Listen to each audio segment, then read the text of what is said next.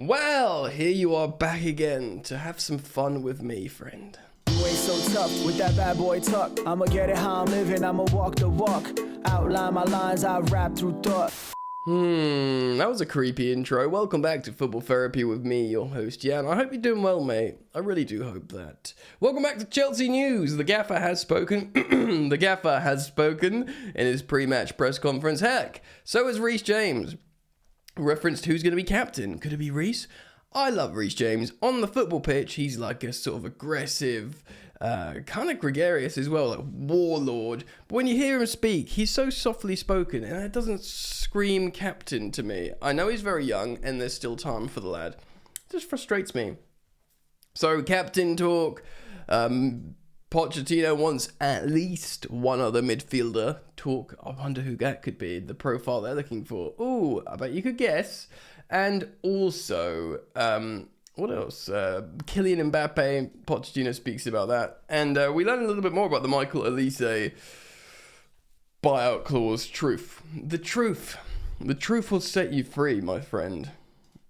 And we hopefully speak truth on here. Can't guarantee that we react to headlines on here. And how much headlines are there in, how much truth is there in the headlines? Well. Alright, well, let's start off with Reece James. Of course, he spoke to the media, spoke about his injury, spoke about the good feeling, the continuation of the positive narrative behind the scenes for Chelsea Football Club and the players. A good group of lovely lads willing to play for each other and win football matches, score goals, and keep clean sheets, hopefully. Reece James, of course, is an integral figure and is feeling fit again, but of course Chelsea have to be very mindful in terms of looking after Reece and his fitness. I feel like we are more inclined to do that now with the arrival of Malo Gusto, who's integrated very nicely indeed, and just looks like a decent right back, and like we always say, or generally have recently been saying on the channel, Pochettino is like the coach of fullbacks, isn't he? Like, he will make all fullbacks good. So on that, positive vibes. But could Reece James be the captain? So Pochettino said this in his press conference when asked, could Reece James be one of the captain? Well, actually, the question is, look, you want this group of leaders, these captains, but I kind of think maybe Pochettino perceived the question as a group of potentials for the captaincy itself. This is what Pochettino said. He said, Reece James is one of the possibilities for captain. We are talking from day one about his objectives and how he was in the last few years at the club. He feels Chelsea. He came from the academy. By the way, they're all flying out the door. He is one of the profiles and the players that can be present and future captain of the club. So he's not just saying, like, he's saying, look, if he's not captain now, he could be future, but he could also be present captain of the club. Now, we've spoken about it before here on the channel, baby, that maybe Thiago Silva is the obvious choice. Not an English speaker, but in terms of like presence on the pitch and commanding authority, you know, there's no higher than Galactico's superstar, all-timer, evergreen Thiago Silva, O Monstro. So that's what I'd do. I'd make Thiago captain, I'd make James deputy, vice captain rather, deputy captain, yeehaw! And then, you know, James has 1 year to develop and take the armband fully. And obviously, he being vice captain and then the first being Thiago Silva, and also pushing 40, you will have opportunities throughout the season to wear the armband. It makes sense to me, man. It makes sense to me. But what do you think? Tell me in the comments section about the captaincy. He was also asked about Conor Gallagher. It's probably worth mentioning that. Very mindful and not to categorically rule out a transfer. But, as you'd expect, he says that he's in our plans, which is important, especially if you are selling a player. You don't want to be like, we're trying to flog him. Do you know anyone who wants to buy him? It's not going to do wonders for your valuation of the player. He's playing well. He's looking really good. And the fact how he loves Chelsea and stuff, we spoke about this in yesterday's videos, you know, the sentimental value to us cranks up his price, and buyers will understand that, you know.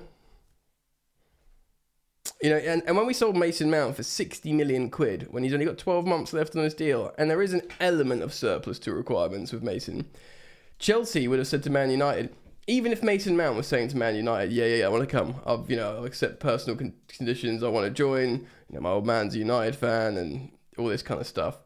Even if Mount was, he was fixated on the Manchester United transfer, Chelsea could still say to Man United, well, he's a Chelsea boy. He's our talisman. I don't care what he's saying to you. He's got a ruddy banner in the shed end. So all that kind of stuff, they can say, I don't care what you think. This is a premium for us because a lot of our fans won't like us for selling him. So that these things add on to the value, or the cost rather. They have to.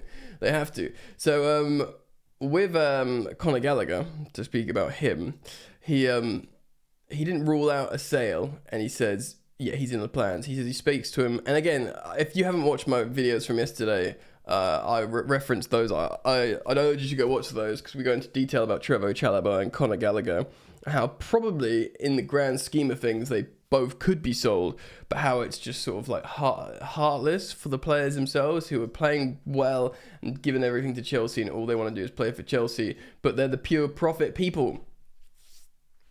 So go watch my previous upload regarding Trevoh and Conor to talk about that. Before we talk about Moises Caicedo, let's talk about, quickly, Michael Olise, who's a player I'd love for Chelsea to sign. Of course, he represents one of the three candidates Chelsea are currently assessing and potentially negotiating for the hybrid role of cam and right wing. Those three players, of course, are Rayan Cherki, Michael Olise, and Mohamed Kudus. Cherki's gone a little bit quiet. Kudus and Olise are probably the ones that are being talked about most. Probably at this point, Kudus is leading the line. They can all play central attacking midfield, and they can all play right wing and use their left foot, which is significant, which is what we need, essentially. Olise, we've talked about the £35 million buyout clause, but apparently that was something that was in his contract when he first signed from Reading to Crystal Palace. Ben Jacobs, CBS reporter, now currently covering Chelsea in USA, has clarified on his Twitter that he believes that clause has since been removed. So hence Chelsea making like a £40 million bid for Olise, the headlines were saying, so that the buyout clause is no longer there. Maybe, actually, had it still been there, it would have been activated after such a good season in the Premier League. Maybe because Man City apparently are interested as well. As soon as maybe Mahrez left, they just would have activated Olise's buyout clause and been like, yes, please, come along, come on down. Do you know what I mean? So we'll see what happens with that. But it's interesting to hear that confirmation from Ben Jacobs that the buyout clause no longer exists in Michael Olise's contract, though Chelsea have already bid for Kudus as well. So we'll see developments with that. If you are interested in keeping up, you know what to do. Subscribe and hit the bell, baby girl. Let's move on.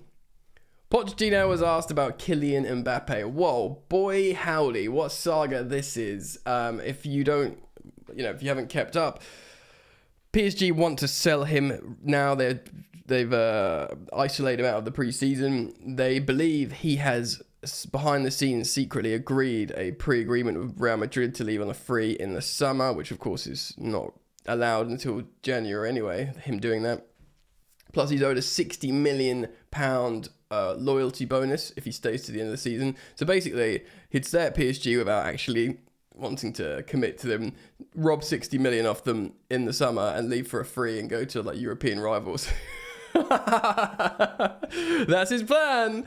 But they're like, they're trying to flog him really to everyone, including Saudi. They've accepted a 300 million euro bid from Saudi, and of course you've probably seen the news with image rights. His wages would be 700 million a year. So it's $1 billion for a season loan, essentially. Excuse me, but I kind of get it, because they're trying to bring eyes on the league, and they'll see that as a profound investment, because no one's really gonna. I mean, apart from the Super Ronaldo fans, I'm not watching the Saudi league. Are you watching the Saudi league? But whether I would, if Mbappe goes, suddenly you go, oh god, Kylian Mbappe is playing there. Like, he's exciting to watch. and maybe they think that's a worthy transitional move. So other young players go, well, if Kylian Mbappe can do it, I'm allowed to do it. Anyway, I'm not sure he will, but of course he's been linked to Premier League clubs, Chelsea and Manchester United. Manchester United aren't interested in him. Chelsea are yet to make an offer. Pochettino, when asked about it, said Chelsea are working to a different reality. Now, he probably means financially, but he also probably means like team spirit, maybe. I think they got a good relationship. He was asked about Kylian. He says, I think in the past at PSG and with Kylian, I need to be conscious that I cannot talk. Smart. Everything you talk is too much noise. The situation that is very delicate and one they need to fix in Paris with Kylian. For our side, I have nothing to say. I hope they both find a solution. It's a club that I love because I was a player, a captain, and a coach. With Kylian, we created a very good relationship. Oh, yeah. And I hope they can find the best solution for both sides. Yeah. Before we talk about Caicedo, let's wrap that up. I mean, it's a dream, nothing more, is it? And it would rock the boat. I know people have broken down in theory how it could work, how due to Chelsea reducing their wage bill so profoundly, they've got the juice to put it on Kylian, and in terms of what the revenue he'd bring to Chelsea, the Galactico brand value, and how our owners are still interested in Galactico signing at some point. That maybe because he's got a good relationship with Poch, it's the thing to do. But ultimately, it just feels like such unwanted energy towards you, like that, as in like headlines, people like paying attention to you. We need to like generally maybe rebuild behind the spotlight a little bit. Do you know what I mean? Behind the curtain, like getting everyone in order and learning actually how to play a football match again. Slam dunking Kylian Mbappe, probably the world's best footballer, into the Chelsea lineup would be exciting. It would be a circus, you know. Heck, my views would go up. It would be like, you know, impressions, content, everyone talking about Chelsea. Chelsea fans' egos would explode, our heads would grow. They'd be like, he chose Chelsea, you know, it's Southwest London, and he's returned home after having that trial all these years ago. The narrative would be potent, but it would be exhausting and distracting. So, yeah, it was interesting to see. I think Chelsea have probably had the conversation. PSG would like Chelsea to try and buy Mbappe, and we've already spoken about that, because they want him to agree to a sale somewhere, and they probably recognise he's not going to go to Saudi. So if Chelsea went, look, we can do 140 million quid or something, that's all we can do, and they'd probably go, all right, take it. So that means they get 140, plus they don't have to lose them on a free. Well, they'll be minus 60 because of the loyalty bonus. So they'll be plus 140 in theory. I'm pulling that out of my butt, instead of minus 60.